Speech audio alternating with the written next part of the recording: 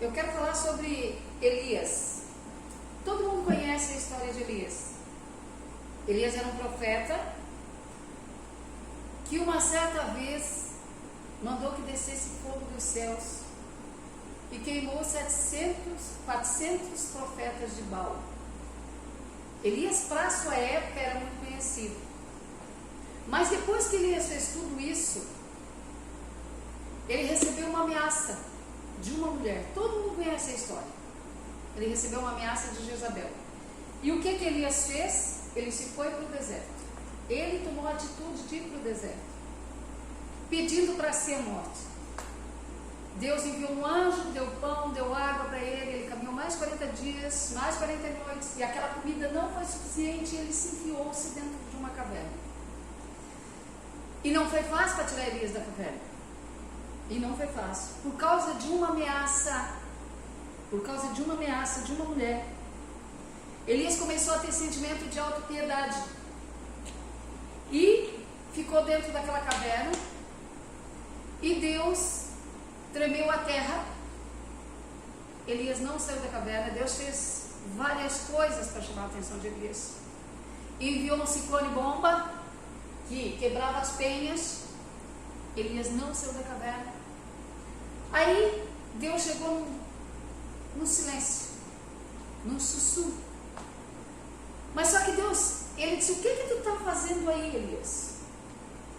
Se você prestar atenção na resposta de Elias, meu Deus, ele vai dizer: fiz a tua obra, matei os profetas, andei na tua presença, fiz tudo o que tu queria, mas hoje estou só. Elias, depois daquela ameaça que ele recebeu de Jezabel, entrou um sentimento de autoconmiseração, um sentimento de autopiedade no seu coração, e ele pensava que ele estava sozinho. Só que Deus não tirou Elias da caverna na primeira pergunta. Depois da resposta de Elias, Deus perguntou outra vez: o que tu está fazendo aí, Elias? Veio a mesma resposta. Mais uma vez Deus ouviu e perguntou: o que você está fazendo, Elias? Daí ele foi e falou: eu tenho sido extremamente zeloso para contigo. Porque em todas as 3 vezes ele dizia: Senhor, eu fui zeloso contigo. Mas na última vez eu tenho sido extremamente zeloso, eu tenho feito a tua obra, eu tenho procurado te obedecer, eu matei os profetas de Baal, eu fiz tudo o que tu queria, e hoje eu estou só. Hoje uma mulher me ameaça e eu estou só. O que Deus respondeu para ele? Ainda existe 7.000 que não se dobrou a Baal. O que eu estou querendo dizer com isso, gente?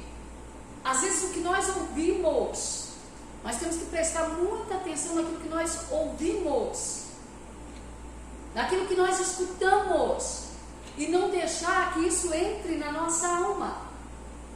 A mídia, ela é muito boa, mas o mundo hoje ele está perdido.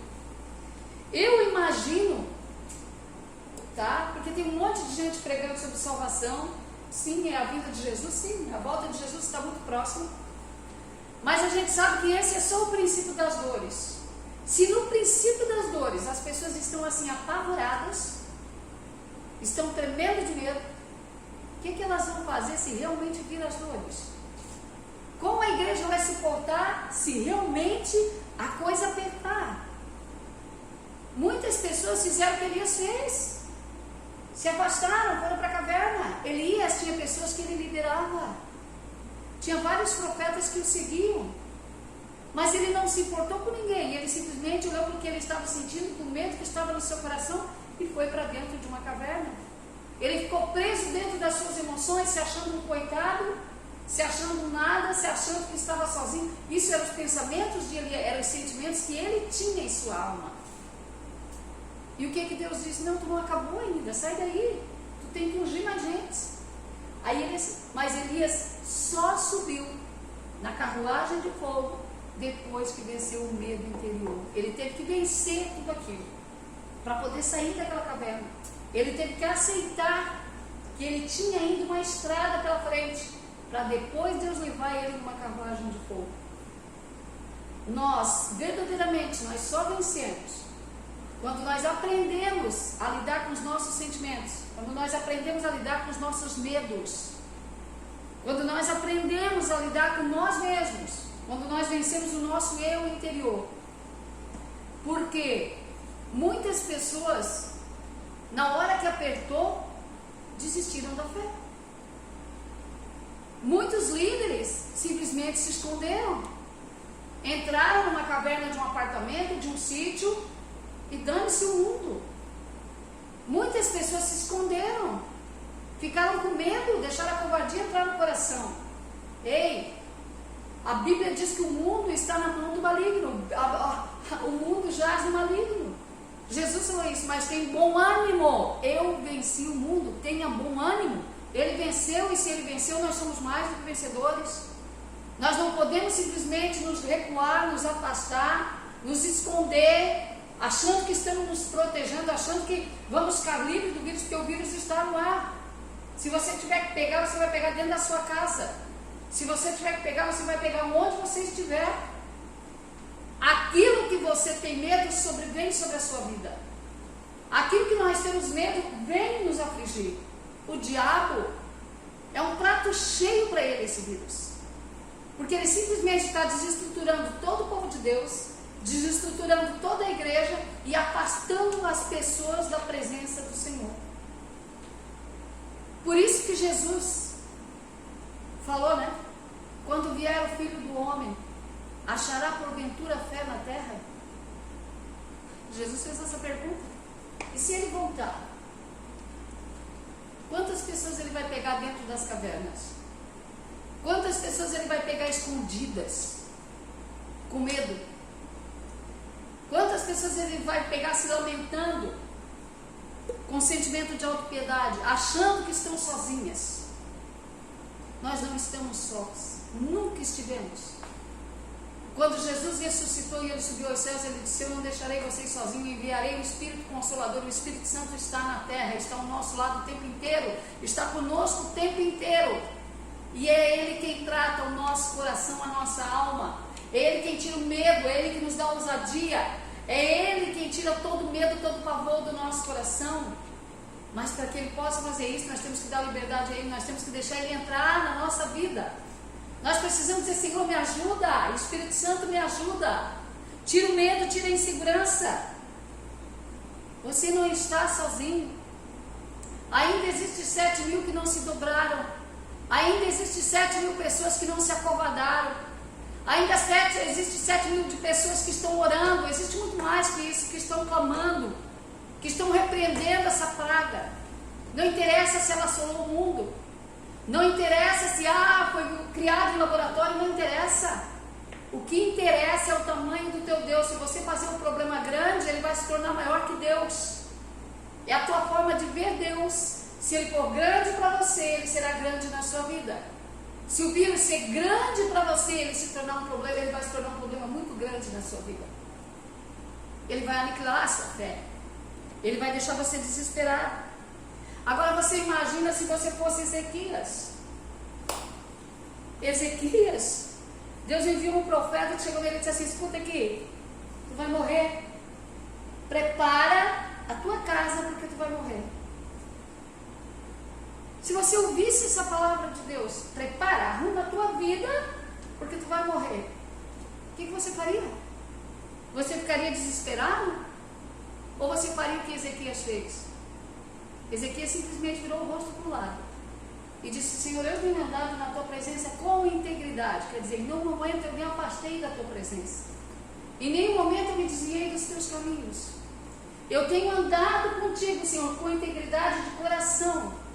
E depois chorou muitíssimo. Por quê? Porque ele não queria morrer. O que Deus fez? Mandou o profeta voltar lá e disse: Ezequias, ouvi a tua oração, te darei mais 15 anos. Você tem medo de morrer? Glória a Deus. Se você tem uma história com Ele, se você tem um tempo com Ele, diga para Ele: Senhor, andei contigo esse tempo inteiro. Me cuida, protege, me livra disso. Tira o medo do meu coração. Tira a insegurança da minha alma. Porque se você não se livrar desses sentimentos, isso vai deixar você uma pessoa instável. Vai deixar você uma pessoa ansiosa. vai deixar você uma pessoa toda problemática, cheia de medo. As pessoas hoje, se elas verem alguém espirrando, elas saem correndo. Eu acho interessante que às vezes eu vejo a polícia tentando afastar as pessoas, né? Nas praias. Isso eu vejo nos jornais. Tentando tirar as pessoas nas praias, passando trabalho. Sabe, porque muitas vezes dá um caos, vira uma bagunça. Se elas botassem um espirro no alto-falante, o povo sai correndo. Se elas botassem alguém espirrando, as pessoas saem correndo. Porque lá no fundo as pessoas têm medo. Lá no fundo as pessoas estão inseguras. Lá no fundo do seu coração, elas não sabem com que elas estão lidando. Então, algumas tentam ter coragem e enfrentar. Algumas se escondem. Deus nunca se agradou de pessoas covardes. E uma das coisas que eu admiro, já falei aqui sobre o presidente da República, é que ele é um homem de coragem. Ele é um homem de fé e coragem. Ele não tem medo de enfrentar o que está pela frente. Mas infelizmente, às vezes as pessoas não ajudam. Às vezes as pessoas esmurecem. Se você pegar o vírus, vá ao médico. Procure um médico. A maioria das pessoas, quando começa com problema de garganta, se escondem. Deixa a coisa gravar. Se escondem, porque já ficam pensando na sua cabeça: eu vou morrer, devo ter pegado o vírus, deve ser o vírus, eu vou morrer. Não querem ir no médico, vão me dar vacina, vou morrer por causa da vacina, vão me botar preso, vão me prender. E terminam escondendo. Quando elas chegam a falar, elas já estão mal. Não tomam nada, não tomam um anti-inflamatório, não tomam nada, vão deixando o vírus crescer. A maioria das pessoas acontece isso. Por quê? Porque estão com medo. No menor sintoma, já deveriam ir tomar alguma coisa, um anti-inflamatório, alguma coisa para a garganta. No menor sintoma, já deveriam, se não melhorasse, já deveriam procurar um médico. Mas não, o que elas fazem? Elas se escondem, elas se acovardam. E aí, quando a coisa está enorme, aí elas gritam. Nesse ponto, elas já transmitiram para várias pessoas. Então tem uma questão chamada prevenção. Nós não temos que ter medo de pegar o vírus. Nós temos que confiar que Deus, Ele é um Deus que cura. Não é porque é uma bactéria ou é um vírus que é maior que o vírus da lepra. Jesus, quando aquele leproso chegou diante dele e disse assim: mestre, ei, a Bíblia diz que o leproso chegou perto de Jesus e Jesus não saiu correndo. E Jesus não correu porque Jesus não tinha medo. Ele disse: mestre, se tu quiseres, tu podes purificar-me. Jesus olhou para ele e disse assim: eu quero, seja limpo. Jesus quer nos abençoar, gente. Agora, quando aquele leproso chegou naquela atitude: Senhor, se tu quiseres, tu podes me purificar. Essa doença não tem cura. Essa lepra, na sua época, não tinha cura. Hoje a hanseníase já tem cura, mas na época não tinha. Então eles eram excluídos, eles eram colocados fora das cidades. Além da dor na carne, eles tinham uma dor emocional, porque ninguém chegava perto deles, porque tinham medo de pegar o bacilo. Mas Jesus não correu, Jesus não se escondeu, Jesus não correu do leproso. Quando o leproso chegou e disse: mestre, se tu quiseres, tu podes purificar-me. Jesus disse assim: eu quero, seja limpo. Você não vê a atitude de Jesus correndo das pessoas porque tem medo de pegar o vírus. Você vê Jesus atendendo as pessoas sem medo no seu coração. Ah, pastora, mas ele era Deus, sim, ele era o Filho de Deus que deu a vida por você. O Filho de Deus que deu a vida por nós, que foi por uma cruz, e lá nessa cruz ele levou todas as nossas enfermidades, todas as nossas dores, levou sobre si todos os nossos pecados, todos os vírus, todas as bactérias, todos os bacilos, todas as pragas, ele levou sobre si na cruz. Ele levou. Às vezes, Se você fizer de Deus um Deus pequeno, Ele vai agir de uma forma muito pequena diante de você. Mas o que Jesus disse? Resista ao diabo e ele fugirá de vós. Mas antes disso, o que Ele disse? Te sujeita a Deus. Sujeitai-vos, pois, a Deus. Você tem que se sujeitar ao soberano. Você tem que dar a soberania de Deus a Ele. Você não pode dar a soberania a um vírus. Você tem que entender que Deus é maior que todas as coisas. Você tem que ter isso no seu coração, porque senão o mundo vai assolar o seu coração. Se você não colocar Deus acima de todas as coisas, qualquer peste, qualquer praga, qualquer explosão, qualquer guerra que dá, vai deixar você temeroso. Você tem que aprender a entender que Deus está acima de tudo, que Ele é o Criador dos céus e da terra, e que Ele manda em tudo. E outra coisa, nasce quem Deus quer, morre quem Deus quer. Só vai morrer quem Deus permitir. Quem Deus não permitir, não vai morrer. Só vai chegar ao final quando Deus quiser. Jesus só vai voltar no dia que Ele quiser. Ninguém sabe o dia. O pior de tudo também são esses terror gospel que tem muitas vezes em Facebook, nas mídias sociais, apavorando o povo, deixando o povo mais temeroso, sabe? Profetadas, coisas que não vêm de Deus. Nós temos um problema sério, temos um problema de saúde, nós temos um problema sério na nossa vida, na nossa casa, na nossa família, no mundo nós temos. Mas quem criou o mundo? Quem é o Senhor da nossa vida? A quem nós servimos? O mundo só nos traz aflição. O mundo só nos traz derrota. Se você não aprender a se desligar das coisas do mundo, elas vão sufocar você. Se você não aprender a ter uma vida ligada em Deus, afastado das coisas do mundo, elas vão acabar com a sua fé. Agora a escolha é sua. Nós não fomos feitos para fazer 5, 6, 7, 8 coisas ao mesmo tempo, 10 coisas ao mesmo tempo. E hoje nós vivemos num mundo tão corrido que nós nos obrigamos a fazer 3, 4, 5 coisas ao mesmo tempo. Nós não fomos feitos para isso. Então as coisas elas são muito rápidas, mas com Deus nós não podemos agir assim. Com Deus nós temos que tirar tempo.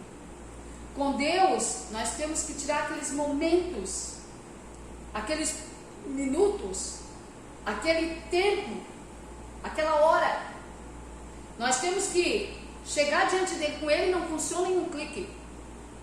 Com ele não adianta você mandar uma mensagem rapidinha. Com ele você tem que ter comunhão. Com ele você tem que ter intimidade. Com ele você tem que se chegar a ele para ele se chegar a você. Agora, na frente de uma televisão, na frente de um Facebook, olhando notícias, deixando que o seu coração fique aterrado de terror, isso aí não vai chegar, não vai levar você para perto de Deus. Isso vai afastar você da presença do Senhor. Então larga um pouco essas coisas de mão. Comece a orar mais. Comece a ler mais a Bíblia. Tire mais um tempo com Deus. Acalme o seu coração. O Espírito Santo, ele acalma a nossa alma. Ele nos tranquiliza. Ele quer tomar conta das nossas emoções. Ele quer, em tempos difíceis, falar conosco. Ele quer direcionar a nossa vida. Mas para isso nós precisamos do quê? Dar liberdade a Ele. Nós precisamos que Ele seja o centro da nossa adoração. Preste atenção nisso. Em nome de Jesus, preste atenção nisso.